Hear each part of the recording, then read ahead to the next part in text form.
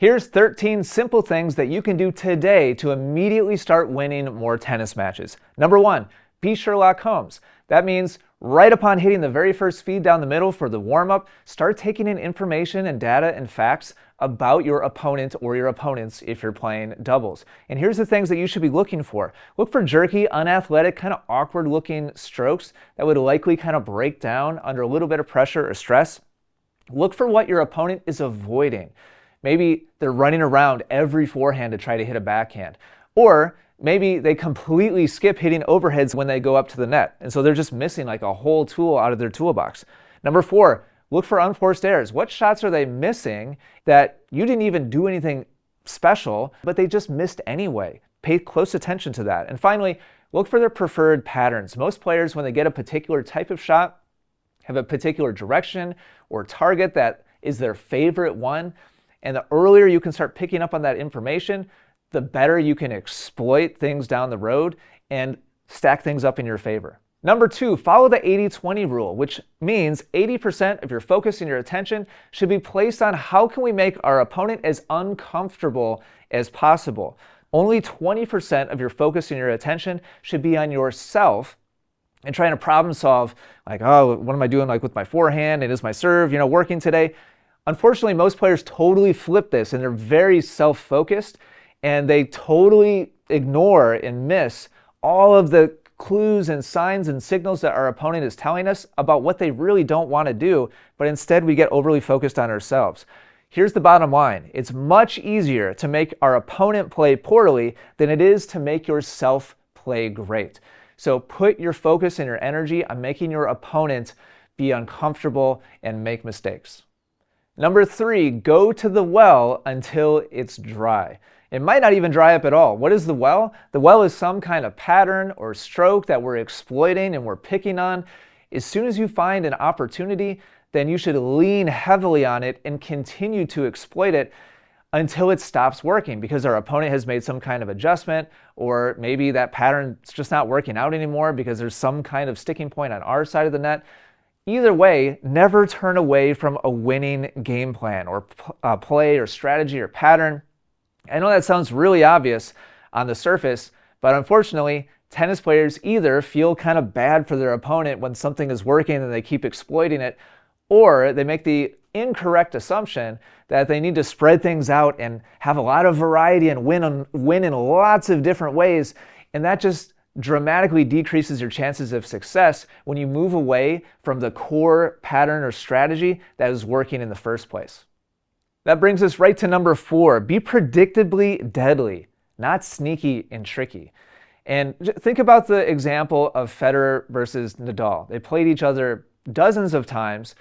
Nadal had a big head-to-head advantage, even though every time they played, everybody watching in the stadium and at home on TV, and even Roger Federer himself knew exactly what tactics Nadal was going to play.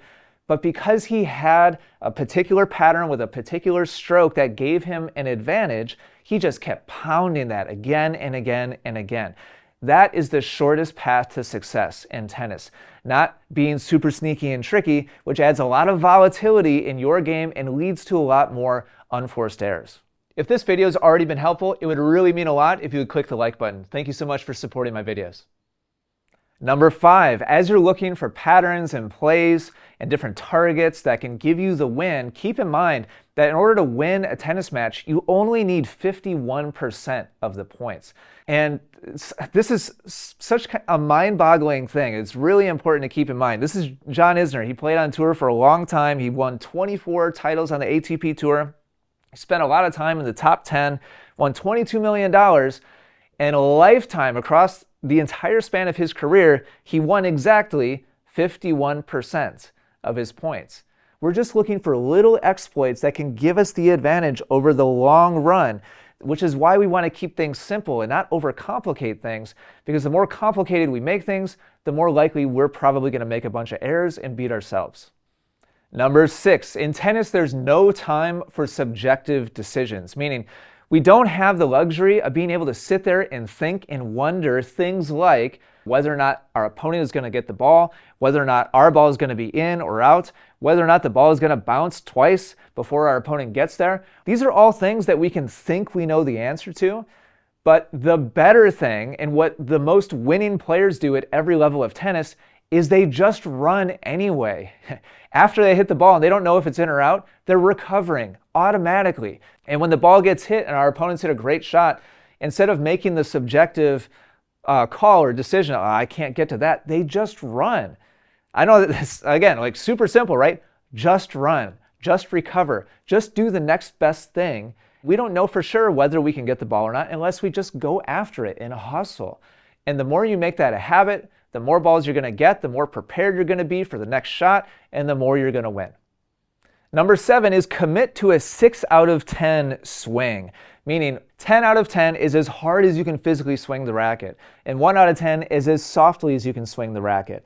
And you generally want to hang out a little bit above halfway up that scale, for whatever that is for you, so that you're hitting a confident, smooth swing, but without going crazy and getting out of control by swinging too fast.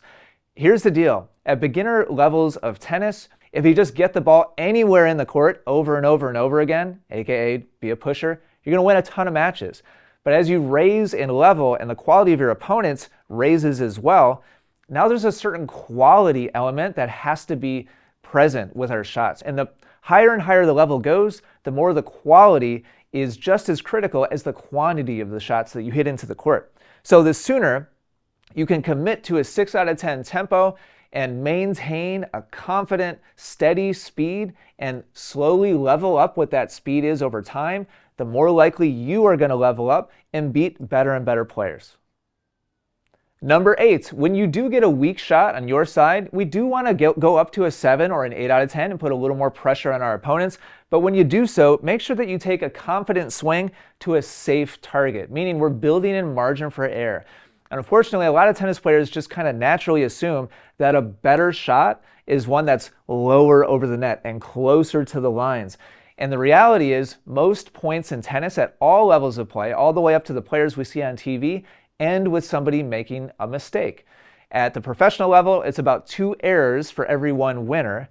And for normal players like us, it's around 4 errors for every 1 winner that we hit. So if each time you think you have an opportunity, you're the one that's aiming lower over the net and closer to the lines, and you're hitting the ball harder, we're dramatically ramping up the odds that will be the one that makes the mistake. So give yourself at least, on average, 4 or 5 feet target space in between the lines and about 2 or 3 feet over the top of the net. Even when you hit confident shots, you're going to win more in the long run.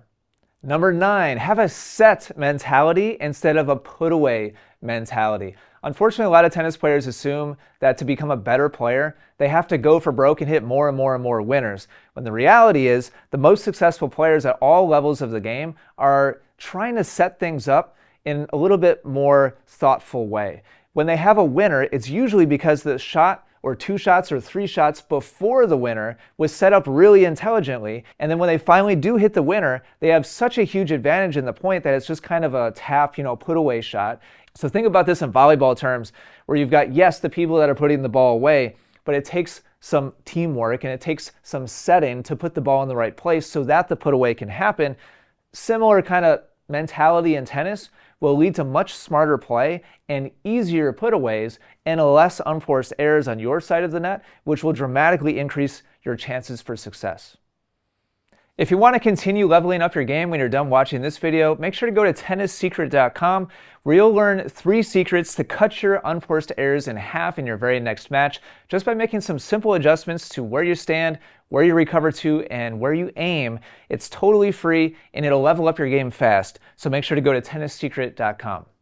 Number 10 is forget the highlight reel. Since most tennis points at all levels of the game end with a mistake, those points are the ones that kind of make up the foundation of every match.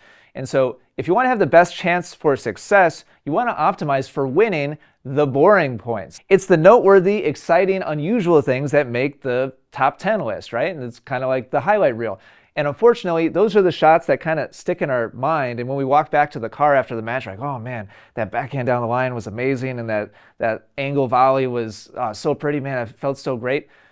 But those outlier points are just kind of the icing on the cake.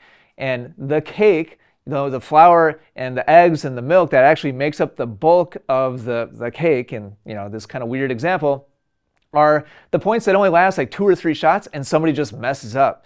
And guess what? That's the big majority of all the points that happen at every level of play.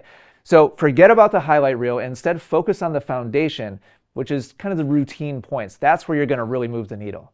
Number 11 is use the vertical space on the court to your advantage. Everybody tends to focus on lateral movement to the baseline, right and left. Think about all the practicing people tend to do. They're moving out to the right and hitting forehands, moving out to the left, hitting backhands, practicing the recovery back and forth. And when we practice hitting ground strokes on our side of the court, we practice hitting a bunch of shots cross court to move our opponent in that direction. Then we'll practice hitting down the line to move him in the other direction. But guess what? The court is twice as long as it is wide. Even for doubles, it's more than twice as long as it is wide. So use that to your advantage. This doesn't have to be about hitting the best drop shot ever, just something that has a little bit of backspin, that's kind of awkwardly like in between a normal neutral ground stroke and a shot that's not quite like an approach shot. Throw in some of those here and there, and you'll keep your opponents off balance and guessing and out of their comfort zone, which is going to dramatically improve your chances of winning. Number 12 is a big one because tennis players have been told billions of times to watch the ball, and so they spend a lot of time watching it when they shouldn't be. When you do want to watch the ball is when it's coming towards you and it's your responsibility to hit the ball back. But as soon as the ball leaves your racket, watching the ball is no longer any help because it's going to be your opponent's call whether it's in or out. Your opinion is completely irrelevant. And number 2, we're not going to have any influence over where the ball goes by watching it. But what we can gain big advantage is by watching our opponent's position, where they're moving, their preparation with their body, what grip they're setting up with. And when you start watching for those things, you'll start to see patterns and you'll be more and more prepared for the next shot in better and better position. You'll be surprised by the next shot less and less and less, which means you'll make less mistakes, you'll be in better balance, and it's a positive snowball that starts to occur when you focus on your opponent and their preparation and their patterns instead of watching the ball land, which really doesn't help us out at all. Number 13 will get you in the zone and keep you there if you get really disciplined about it. And it's the idea of not doing any time traveling at all. Time traveling is when we go back to the past and think about that sitter forehand that we just dumped into the net a couple of points ago, or how angry we are at the line call that our opponent made in the last point. And going forward into the future, it can be thinking about how good this is going to feel when we win this match, or how bad this is going to feel if we blow this match. All of that future focused thinking and all of that past focused thinking takes us out of the present. And being present focused is the most critical mental tool to be able to be an effective competitor, so that you can have an intention for your very next serve or return of serve. So you can have an intention for the pattern in the next point you want to play, how you want to exploit the weakness that you just picked up on.